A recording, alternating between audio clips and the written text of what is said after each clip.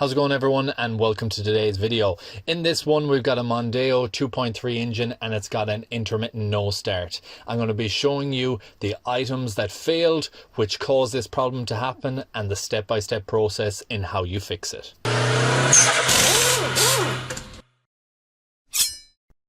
So just a very quick bit of background on this before I jump into the step-by-step guide. This was initially assessed by a mobile mechanic because it did happen to fail away from the workshop. Mobile mechanic came out, got the cranking no start, done the usual checks of the battery, etc., and then under the vehicle hit the underside of the tank and managed to get the vehicle running.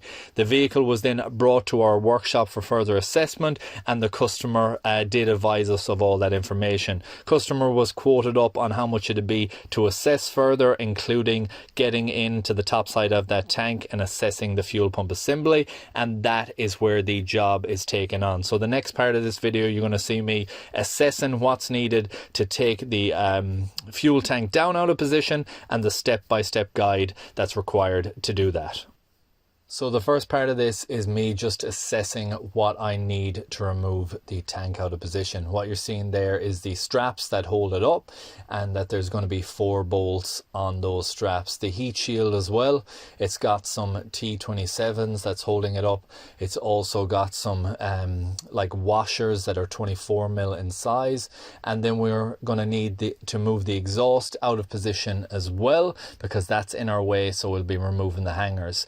This is the filler pipe here, and that will be disconnected later. Now I am using electrical tools for the start of this to speed it up, but once you have any fuel or get close to any ways having fuel disconnected, you need to put away the electrical tools because you don't want to have any risk of a fire. So first tools I'm using is my impact cordless hex driver, and that takes out the T27s. I have my toolbox set up beside me here, and then I get my 10mm and my extension, and I take down the other remaining 10mm that's holding on this heat shield in place. It separates around the midpoint there of the exhaust.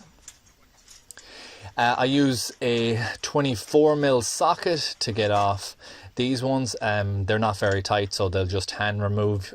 I use an extension for a little bit of extra leverage when I'm removing them out of position.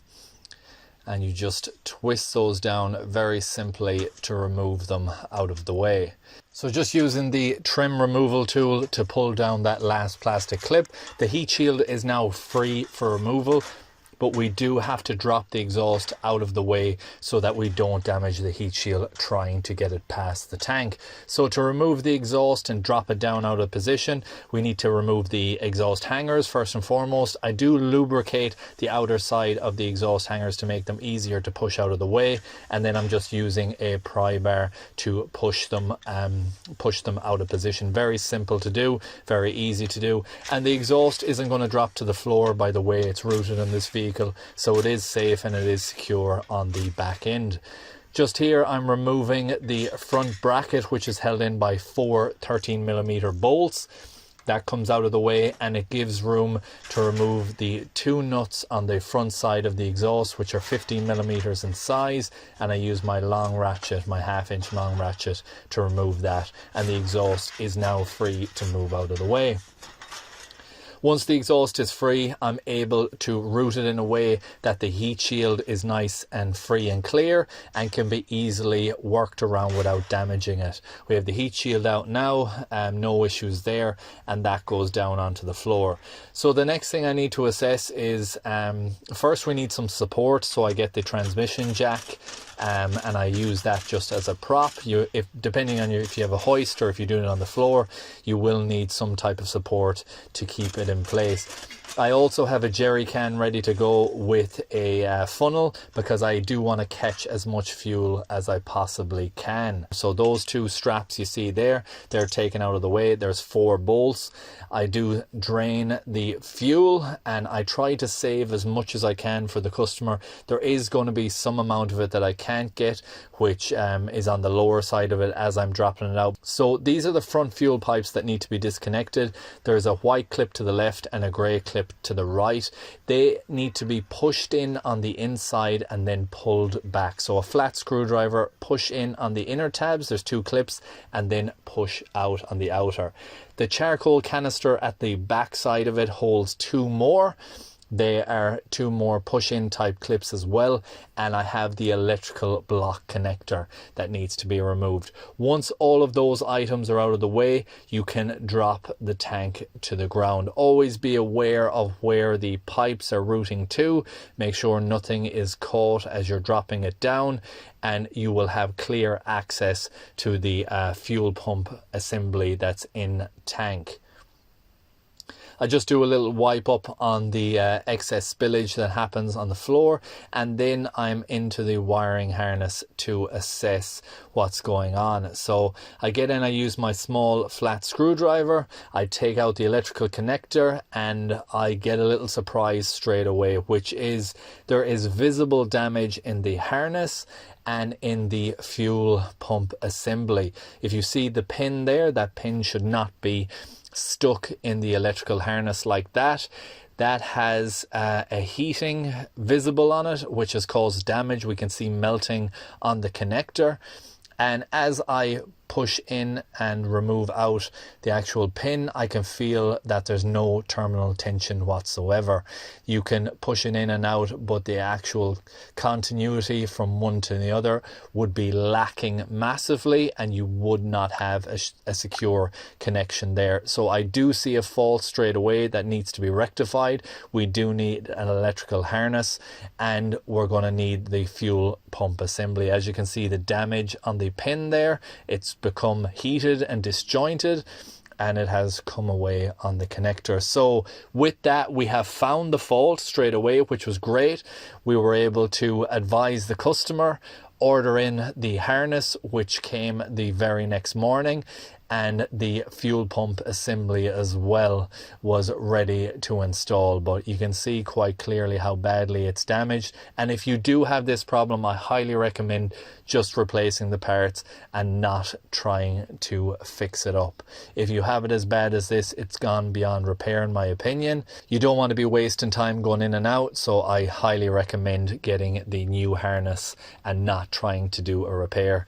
So the top side of the tank has a pipe that needs to be removed. A flat screwdriver again takes that out of the way, and then I'm using my Ryco in-tank fuel removal tool. I will link that tool in the description. It's one of the best in-tank removal tools on the market in my opinion. I've used it in other videos in the past as well, and it's a very, very secure fit. And it gets it out nice and easy. It's my 1/2 inch long ratchet that I'm using here again to take off the outer casing, which twists away, and then it just pulls out of position. So that cap, that screw cap that sits on top of the in-tank fuel pump, comes out of the way, and then it pushes up. So the next thing I do is take the in-tank fuel pump up out of position, and I just drain the fuel straight away. I want that safe as possible, so I drain the fuel out of it, and then I'm going to cover up the tank later on, because this is going to be left overnight before we go back to it again. So I drain it out. I also make sure that what I'm seeing in regards to ordering is correct. This is the following morning, which I have the new part arrived, and it's ready for install. So we have the new in-tank fuel pump. I check the pins on it. I check where the pipe's located. You would be very surprised how similar some of these can be, so double check everything before install.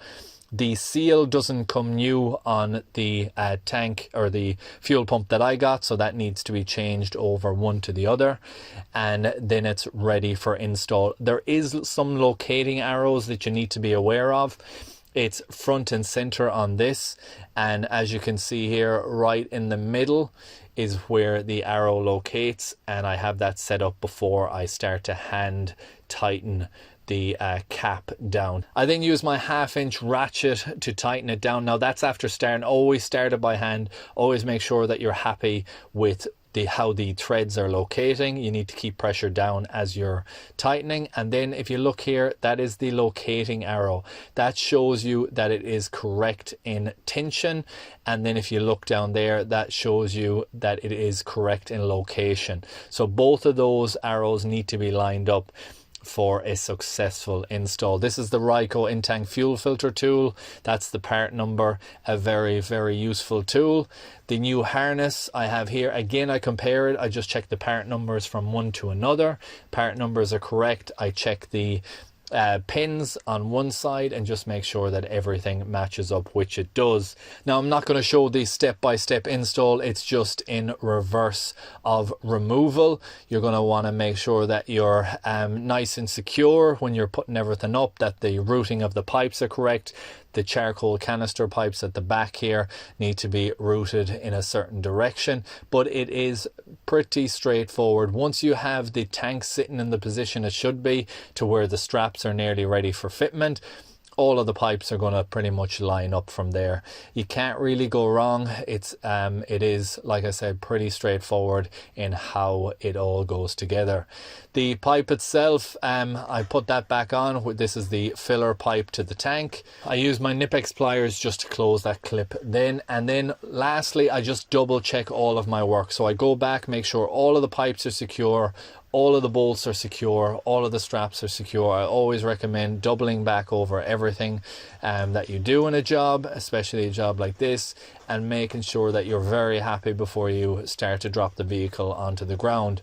Double checking, tapping, make sure there's no vibrations, making sure that everything is sitting like it should and that the heat shields are routed like they should. So I'm just on the final road test with this vehicle now. It's been started and stopped a number of times, cranked over, no issues found. We know that the harness was damaged. We know that the fuel pump assembly needed to be changed. So we have the problem found and fixed for the customer, and I'm happy to give it back to them and won't have this issue happen again. And that is it for this video, guys. I really hope you enjoyed it. Hope you found it useful and informative. If you have a Mondeo 2.3 like this that has an intermittent starting issue, it may be down to the same fault as what you've seen in this video. Get the tank down, have a look at the harness, have a look at the fuel pump assembly, and see if there is an issue there.